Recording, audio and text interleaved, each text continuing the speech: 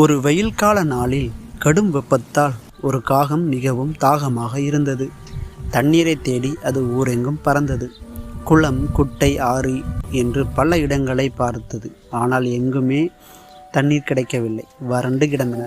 ஐயோ, இப்படி தாகமாக இருந்தால் நான் என்ன செய்வேன் என்று காகம் சோர்ந்து போனது. அப்போது ஒரு வீட்டின் முன் ஒரு சிறிய குடம் இருப்பதை காகம் கண்டது. அதற்குள் கொஞ்சம் தண்ணீர் இருந்தது. ஆனால் குடத்தின் வாயில் ஆழமாக இருந்ததால் காகத்தின் அழகு தண்ணீரை எட்டவில்லை. காகம் முயன்றது, முடியவில்லை. சிறிது நேரம் யோசித்த காகத்திற்கு ஒரு புத்திசாலித்தனமான யோசனை வந்தது.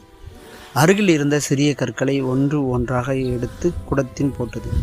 கற்கள் விழ விழ விழ குடத்தில் இருந்த தண்ணீர் மேலே மேலே உயர்ந்தது. சிறிது நேரத்தில் தண்ணீர் குடத்தின் வாயில் வந்தது. மிகுந்த மகிழ்ச்சியுடன் காகம் தண்ணீரை குடித்து தாகத்தை தீர்த்தது. முயற்சியும் புத்திசாலித்தனமும் இருந்தால் எந்த சிக்கலும் தீரும் என்று மகிழ்ச்சியுடன் காகம் பறந்து சென்றது.